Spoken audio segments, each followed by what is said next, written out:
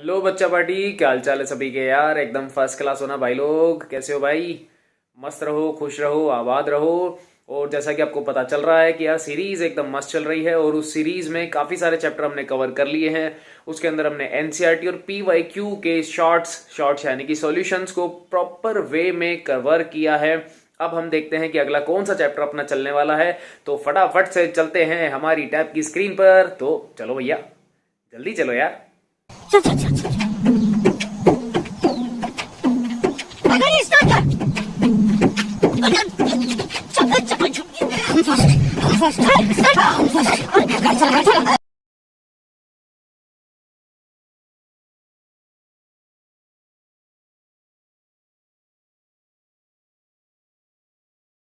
Hello बच्चा party, क्या हाल चाल है सभी के भाई। हो गए कनेक्ट सारे के सारे।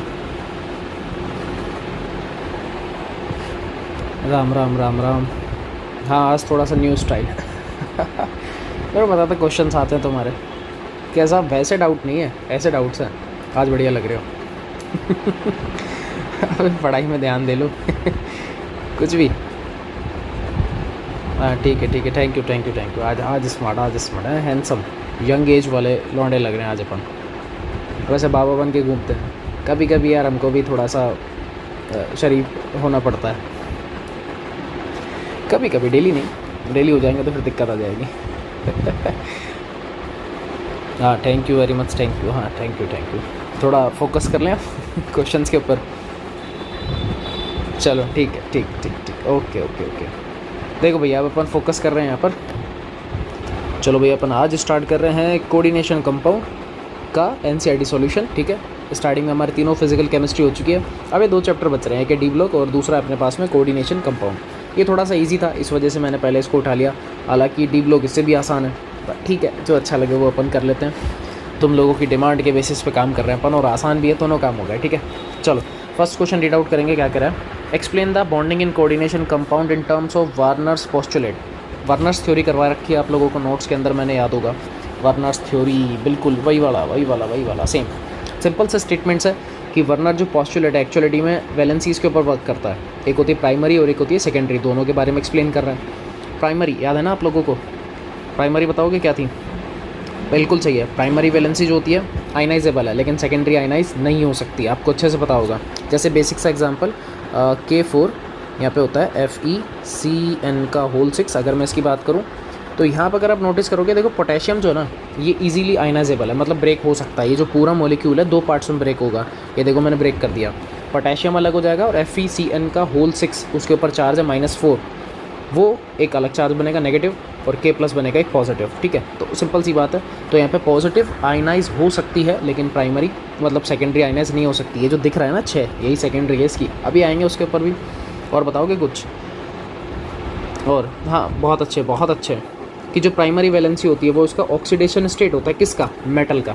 ये जो दिख रहा है ना आपको आयरन Fe, इसके ऊपर चार्ज आ रहा है +2, यही इसकी प्राइमरी, यानी कि जो ऑक्सीडेशन स्टेट है इसकी प्राइमरी वैलेंसी है।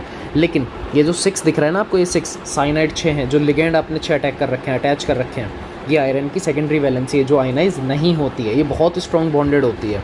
बहुत अच्छे, याद तो है मतलब तुम लोगों को, ये तो याद है। बिल्कुल। प्राइमरी वैलेंसी जो है यहाँ तो पॉजिटिव है नेगेटिव, इनसे ही अपने सेटिस्फाई होती है। मेजॉरिटी फिर से बता देता हूँ। अब देखो ऑक्सीडेशन स्टेट है, प्लस में चार्ज आएगा, तो इसका मतलब ये हमेशा नेगेटिव से ही बैलेंस होगी।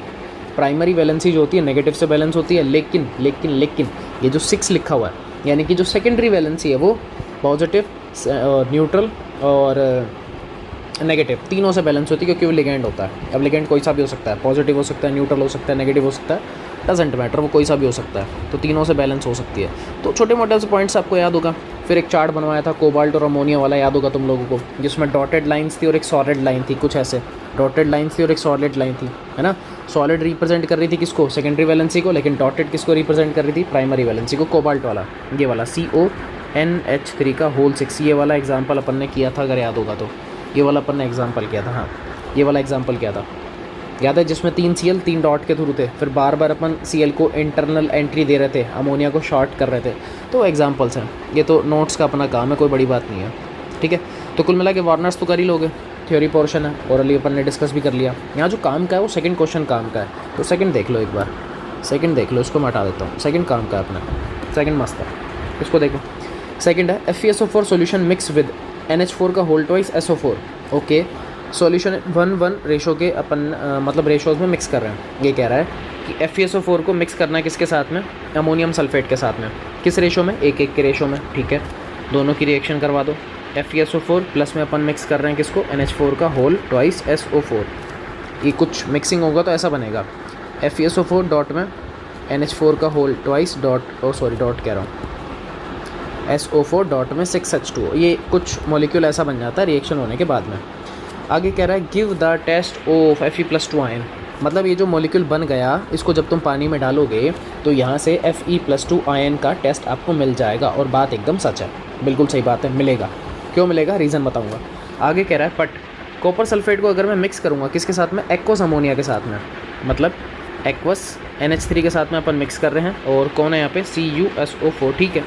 किस रेशो में, 1:4, मतलब 1 मोल ये है लेकिन 4 मोल कौन है तुम्हारा, अमोनिया।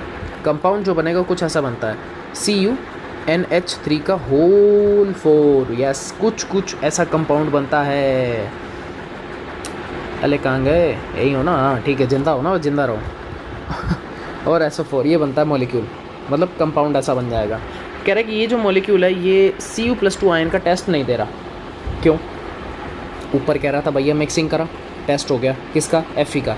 नीचे मिक्स किया लेकिन कॉपर का टेस्ट नहीं हो रहा। रीज़न बिहाइंड दैट सिंपल सा मैं आपको बताता हूँ कि भाई साहब जो ऊपर वाला जो कंपाउंड बना था एक सिंपल सॉल्ट है। कैसा है, सिंपल सॉल्ट है। इसको यहाँ फिर डबल सॉल्ट भी बोलते हैं। डबल सॉल्ट, सिंपल सॉल्ट आप लोगों को पढ़ा रखा है मैंने नोट्स के अंदर। क्या करता है, जब भी इसको पानी में डालोगे ईजीली आयनाइज हो जाएगा। क्या हो जाएगा भैया, ईजीली क्या हो जाएगा, आयनाइज हो जाएगा। इसके सारे के सारे आयंस क्या हो जाएंगे, सेपरेट हो जाएंगे। मतलब क्या क्या मिलेगा, जैसे इसमें मिल जाएगा Fe+2, NH4 प्लस आपको मिल जाएगा, SO4-2 आपको मिलेगा। मतलब सल्फेट मिल गया, आयरन मिल गया, अमोनियम सब मिल गया। कौन मिला, Fe+2। हमको यही तो चाहिए था, यही तो बोला उसने, Fe+2 चाहिए था, मिल गया। क्योंकि Fe+2 मिलेगा तभी तो टेस्ट देगा, सिंपल सी बात है। ऐसे ही जब आप इसकी रिएक्शन करवा रहे हो 1:4 में, तो हो क्या रहा, आपको साफ साफ दिख रहा भैया ये तो कोऑर्डिनेशन कंपाउंड है, कोऑर्डिनेशन कंपाउंड है। और वर्नर्स थ्योरी के अकॉर्डिंग जो होता है, ये पूरा मॉलिक्यूल एक होता है और ये दूसरा, ठीक है। यानी कि बॉक्स वाला जो बड़े ब्रैकेट वाला होता है ये कभी भी आयनाइज नहीं होता है। कोऑर्डिनेशन कंपाउंड जो है ये आयनाइज नहीं होता है, ये ध्यान रखना, आयनाइज नहीं होता है। अब जब आयनाइज ही नहीं होगा तो आप लोगों को Cu+2 यहाँ पे मिलेगा ही नहीं। और जब कॉपर नहीं मिल रहा तो उसका टेस्ट भी नहीं होगा। बात समझ में आ गई, ये पूछ रहा था बस वो, बता दिया हमने, इसको एक्सप्लेन कर दिया, मस्त मस्त बढ़िया बढ़िया। कुछ नहीं करना, अपनी अपनी लैंग्वेज में लिखो। ये दोनों इक्वेशन लिख के आनी है, उसको बताना पड़ेगा। ऊपर वाला सिंपल सॉल्ट है, नीचे वाला कोऑर्डिनेशन है, लैंग्वेज में लिख के आना पड़ेगा ना, कोई बड़ी चीज़ नहीं है। चलो नेक्स्ट, हाँ नेक्स्ट देख लेते हैं डेफिनेशंस। फिर से ये भी हो गया। एक्सप्लेन विद 2 एग्जांपल्स, ठीक है, एग्जांपल देना है। सबसे पहले तो कोऑर्डिनेशन एंटिटी, डेफिनेशन दो, एग्जांपल दो। कोऑर्डिनेशन एंटिटी सिंपल सा है कि जो सेंट्रल मेटल आयन जो होता है वो अपने सराउंडिंग्स में जो भी लिगेंड्स वगैरह अटैच करके रखता है वही उसकी क्या होती है, कोऑर्डिनेशन एंटिटी होती है। सिंपल है। तो लिगेंड्स आप लोगों को अच्छे से पता है, लिगेंड बहुत सारे तरीके के हैं, यूनिडेंटेड, बाइडेंटेड, ट्राइडेंटेड, सब नोट्स में किए हुए हैं, सब नोट्स में कर रखे हैं। एग्जाम्पल आप लोग चिपका दो, 2 एग्जाम्पल मांग रहा है भाई, यूनि के 2 दे दो। क्या, फ्लोरीन क्लोरीन, अरे फ्लोरो क्लोरो, सिंपल सिंपल। ऐसी डाई के एग्जाम्पल दे दो, ग्लाइसिनेटो याद है, ऑक्सिलेटो, सिंपल सा एग्जाम्पल है। ऐसे इसको EDTA वगैरह चिपका दो, simple simple. Next coordination number, अभी आपको बताया था ऊपर, जैसे मैं एग्जांपल दे दूँ, ये रहा, नीचे ही देख लो, नीचे जैसे ये एग्जांपल आपको दिख रहा है, तो यहाँ पे आयरन का कोऑर्डिनेशन नंबर कितना है, 6। कोऑर्डिनेशन नंबर निकालना है अपने को। ये क्या होता है कि जितने भी मेटल आयन के साथ में जो भी लिगेंड्स अटैच होते हैं, जो भी लिगेंड्स अटैच होते हैं, इनटू में उनकी डेंटिसिटी, सिंपल सी बात है। जैसे साइनाइड का डेंटिसिटी है 1 और लिगेंड कितने अटैच हैं इससे, 6, तो टोटल कोऑर्डिनेशन नंबर कितना आएगा, 6 आएगा। नोट्स में कर रखा है, कोई दिक्कत नहीं है। नेक्स्ट है कोऑर्डिनेशन पॉलीहेड्रन, डरना नहीं है, ये नहीं करवाया पर डरना नहीं है। एक्चुअली में मैंने इसके डायग्राम्स बना रखे हैं। आप लोगों ने हाइब्रिडाइजेशन सुने, ऑब्वियस सी बातें सुने होंगे। हाइब्रिडाइजेशन पढ़ रखा है ना भाई तुम लोगों ने, हाइब्रिडाइजेशन, यस या नो, यस या नो, सिंपल सा आंसर यार, यस या नो, बढ़िया, यस पढ़े ना। इसमें स्ट्रक्चर्स कौन कौन सी होती है, टेट्रा, ऑक्टाहेड्रल, टेट्राहेड्रल, ट्राइगोनल, बाइपिरामिडल्स, ये जो पढ़े हुए हैं, यही क्या होती है हमारी कोऑर्डिनेशन पॉलीहेड्रन होती है।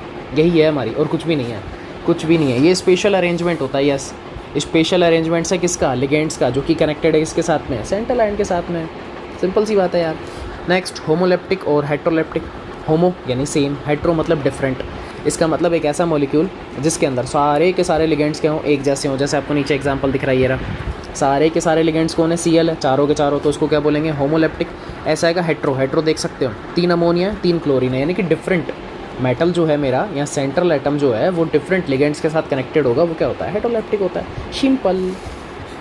बहुत ईजी चल रहा है यार, और आराम से चल रहा है। फोर्थ वाला भी हो गया। What is the mean by unidentate, didentate, ambidentate ligand. Notes में देखो करवा रखा है। यूनिडेंटेड इसका मतलब जिसकी डेंटिसिटी एक, जो मेटल के साथ में एक कोऑर्डिनेशन बॉन्ड बनाए। डाइडेंटेड जो एक ही मेटल के साथ में दो कोऑर्डिनेशन बॉन्ड बनाए। एम्बाइडेंट जिसका मतलब एक ही एग्जाम्पल के अंदर दो पोर्शन ऐसे हैं जो कि क्या बना सकते हैं, बॉन्ड बना सकते हैं। जैसे साइनाइड, इसमें साइनाइड भी और एक आइसोसाइनाइड भी है। तो CN में कार्बन भी कोऑर्डिनेशन बॉन्ड बना सकता है और नाइट्रोजन भी बना सकता है, लेकिन वन टाइम में एक ही मेंबर पार्टिसिपेट करेगा, ये आपको पता है। ठीक है, तो बहुत है भाई, सांस फूल गई, बहुत है। बहुत है। तो 4 क्वेश्चन अपन ने कर लिए, सिंपल सिंपल से, छोटे छोटे से, इजी से। ठीक है भाई, चलो बाकी फिर अपन मिलेंगे नेक्स्ट क्वेश्चन में। तब तक के लिए भैया जय हिंद।